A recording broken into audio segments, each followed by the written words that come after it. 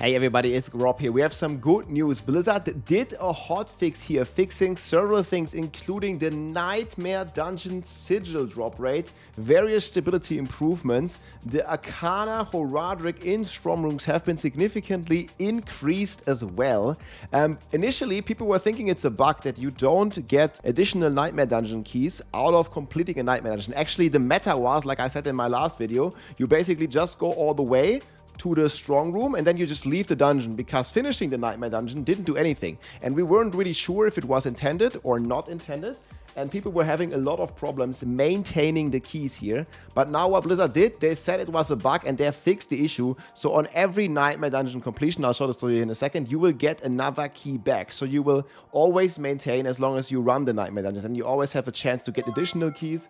In the Helltide, you have a chance to get additional keys in various other areas. I usually get them like in the Nightmare Dungeons itself as well, and you also can get them from Whispers, so that's going to be pretty cool. So we just have this hotfix here as of an hour ago. Probably by the time you're watching this video, it's a couple hours ago, but it works again. I'll show this to you in a second. And then also the drop rate for Arcana in Horadric Storm Runes here.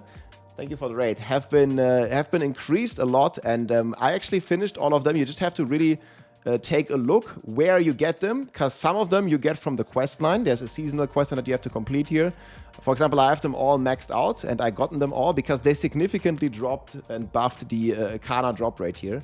So it's much easier to get them now. And basically just hunt the strong rooms, get the Arcana by picking it up, and then you can like upgrade it here by pressing the F hotkey.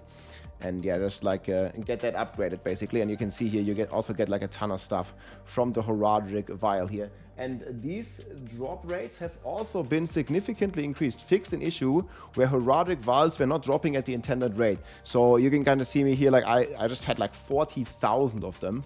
And they also buffed that quite a bit, and you can kind of see here. You also get more reputation, and you can also craft all the jewels here.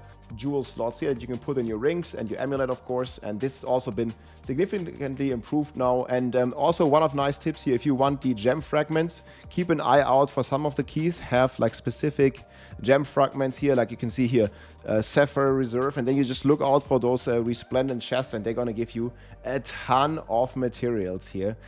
For the specific ones that you need. So you can kind of see here, like we can craft a lot already with just a few that we've gotten.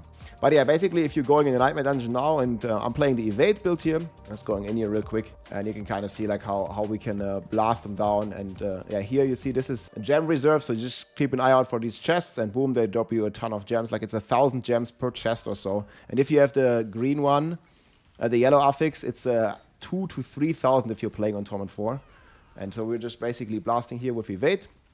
And we're running through here. And then, yeah, sometimes the chests can be somewhat hard to see. We're going through. And then you see, like, when we complete this dungeon, it's going to give us another key. Yeah, the Evade build's already pretty sick. But we're now playing the Shako variant that I was talking about in my last video. And you can kind of see here's another chest here that we want to do real quick. Boom. This one also gives a ton of Optic size. So Nightmare Dungeons are actually, like, really kind of worth playing now. Like, you get a ton of stuff.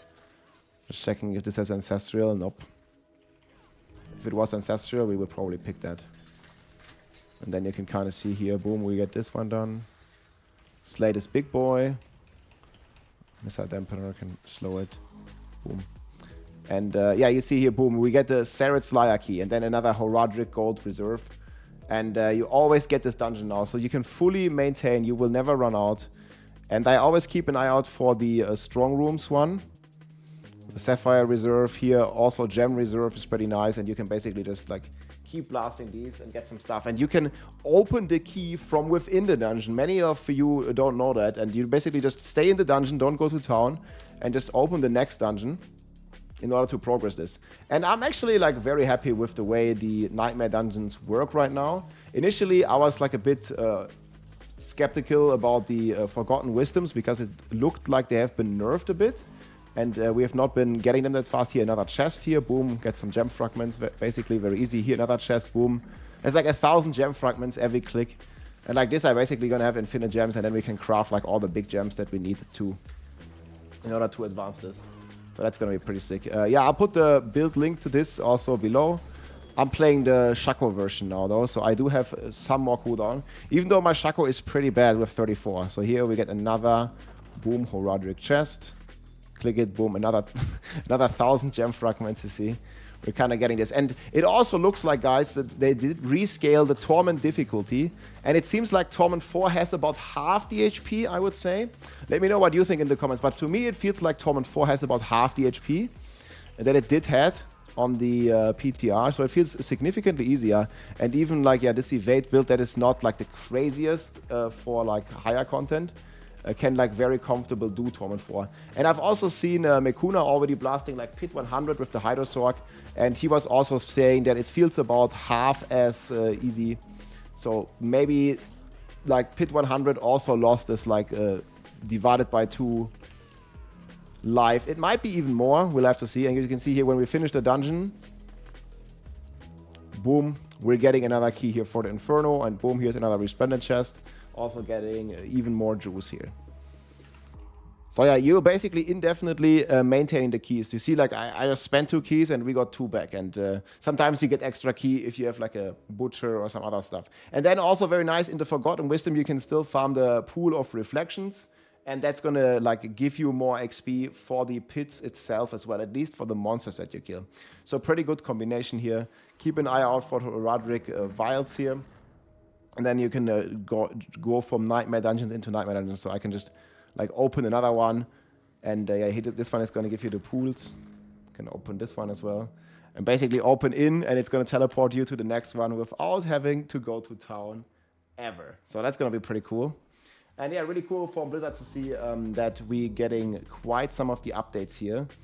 Very quickly, we'll see what they keep addressing. Maybe, guys, at some point, and I'm praying for this as a obviously Barbarian main. I'm kind of praying for this, that they're gonna, you know, do the same love here for the Barb at some point when we see people are not really like playing the Barbarian. I don't know, like that's what I kind of hope for.